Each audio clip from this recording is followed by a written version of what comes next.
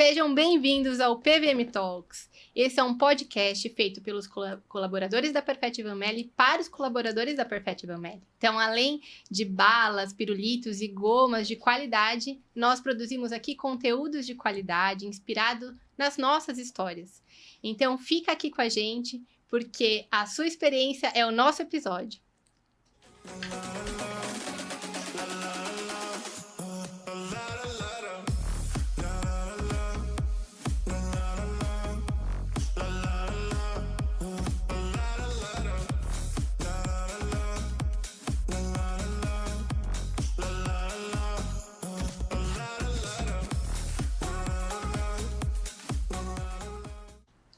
Bom, então estamos aqui para falar de um tema que é super relevante para a sociedade como um todo, especialmente para as organizações hoje em dia, que é a equidade de gênero, diversidade e inclusão. A Perfect Van Melle, como uma empresa socialmente responsável, tem buscado no mercado boas práticas para tornar a nossa empresa uma das melhores para se trabalhar dentro da diversidade, né? Então, a nossa BU, nossa unidade de negócio, nos convidou, né? Então, estamos participando de um grupo de discussão internacional com vários outros países que compõem a nossa BU para discutir essas boas práticas e formular um plano de ação. Então, dentro do Brasil, né, da nossa estrutura, a nossa primeira ação foi a criação de um comitê de diversidade focado, nesse primeiro momento, em mulheres. E eu estou aqui hoje com o nosso comitê, que tem as representantes de diversas áreas. Então, hoje estamos com Andréia, da Administração Geral. Temos duas representantes do RH, a Ana Paula, que está aqui, e a Milena, que não está aqui na mesa, mas eu estou vendo que ela está aqui nos bastidores, né, fazendo de tudo para tornar esse episódio o melhor possível para vocês. E nós temos duas pessoas da área comercial, que Ana Cristina, e Thaís, que está online aqui com a gente na mesa. Então, vamos ouvir hoje como a experiência dessas mulheres estão influenciando nas práticas que estão sendo formuladas pela Perfect aqui no Brasil, pensando em diversidade. E começando com um tema que é básico, né? É o primeiro de tudo, que é o de contratação, né? Como que a gente vai buscar os talentos com essa lente, esse cuidado para a diversidade e inclusão. Então, temos aqui a nossa especialista, Ana Paula, em recrutamento e seleção. E eu queria perguntar, Ana, como é que, na prática, a gente tem utilizado esse tema dentro dos nossos processos seletivos? Legal, Mari. Nós estamos em um momento muito importante hoje na Perfect, falando de recrutamento, né? Então, recentemente a gente teve um workshop voltado para a liderança em conscientizar, né, o nosso time sobre um recrutamento mais inclusivo, mais acolhedor, um recrutamento voltado para o conhecimento da pessoa, para a habilidade que essa pessoa possui, porque é o que de fato importa, né? Então, a gente vê diversos vieses hoje, né, no mercado de trabalho. Um deles é sempre para a mulher, né? Então, a mulher que tem o filho, a mulher que tem essa tripla jornada, muitas vezes, né? E eu mesmo, como mãe, já passei por processos seletivos onde a gente é questionado o que você vai fazer com seu filho, qual que é o horário de trabalho do seu marido, e é uma sensação de falta de respeito, né, com o profissional que está ali. Então, a gente está no momento de tentar ir contra isso, né, fazer diferente e ter essa avaliação da pessoa pelo que ela tem, pelo que ela é, né. E isso é muito legal, isso me representa como mulher, como mãe, como profissional, e é muito legal fazer parte desse movimento contrário. Então, eu também queria pedir para a Thaís, né, que está aí nesse mercado de trabalho, tem uma carreira muito legal, para ela contar como que foi essa evolução desde o início dela na carreira.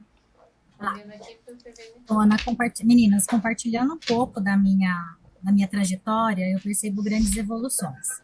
Então, lá atrás, quando iniciei a minha carreira, escolhi, né, optei pela área comercial, era um ambiente predominantemente masculino, então, a minha jornada inicial ela foi uma batalha constante contra estereótipos.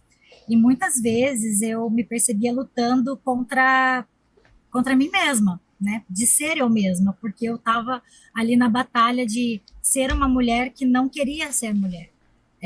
Não queria a fragilidade feminina, porque isso era sempre enfatizado sempre que que possível, alguém sempre questionava a capacidade de realizar atrelada ao meu gênero. Com o passar do tempo, eu percebi que ao invés de fazer uma transformação nas pessoas e no ambiente que eu trabalhava, eu percebi que eu me dessensibilizei. E aí, ao invés de enxergar isso como negativo, eu acabei enxergando isso como natural. Até o ponto que eu me peguei julgando pessoas, por exemplo, numa contratação, pensando 2 vezes antes de contratar uma mulher, porque uma mulher engravidava, né? É duro, não é uma coisa bacana de se falar, mas é um fato. E aí entra a maternidade na minha vida.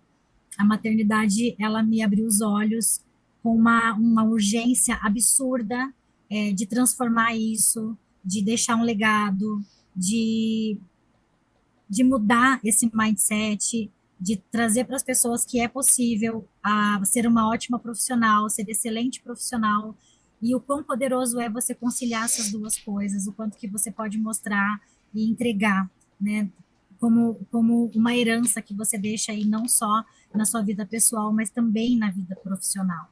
E a Perfet, ela entra no coração dessa mudança, né, nessa emergência, nessa urgência que eu senti, porque a Perfet, ela sempre me deu espaço para ser quem eu sou, para independente de qualquer coisa, a gente poder criar, a gente poder ter voz. E aí o convite para esse comitê, ele foi a cereja que faltava nesse bolo, né? Então, o meu objetivo, e eu acho que o nosso aqui como um todo, é que o respeito, ele seja algo natural e ele seja algo que aconteça de uma maneira muito tranquila e que não seja uma obrigação ou que seja apenas uma regra que você faça por ser politicamente correto, mas que seja realmente de dentro do coração das pessoas. E aí, falando em pessoas, acho que a Ana, que tem escolheu pela mesma área que eu, ela pode falar um pouco mais de como que ela aplica isso no dia a dia dela, com esse olhar, né, direcionando aí para as necessidades e acolhendo as pessoas no seu dia a dia. Então, é exatamente isso. Eu escolhi a mesma carreira que a Thaís, um pouco antes dela ainda, então passei por todo esse processo de estereótipo que ela trouxe, muito bem construído. E ao longo da minha carreira, eu fui construindo uma relação com meus líderes, mas também com os meus liderados, para entender, para apoiar, para olhar como é que a gente pode ter um olhar de uma empresa mais diversificada, né? Porque eu tinha essa vontade, eu fui crescendo com isso, fui criando confiança para que as pessoas pudessem chegar até mim, eu chegar até as pessoas com um olhar um pouco mais carinhoso. Eu não fui mãe como a Thaís, mas eu tive um enteado, então eu comecei a exercitar um pouco junto com o meu enteado e com meus liderados como que é o sentimento ouvir, e essas pessoas foram criando confiança em mim. Então, a Perfet me encoraja muito a levar isso para frente, né? A ouvir as pessoas, e participar desse comitê é só mais uma certificação de quão eu sou ouvida.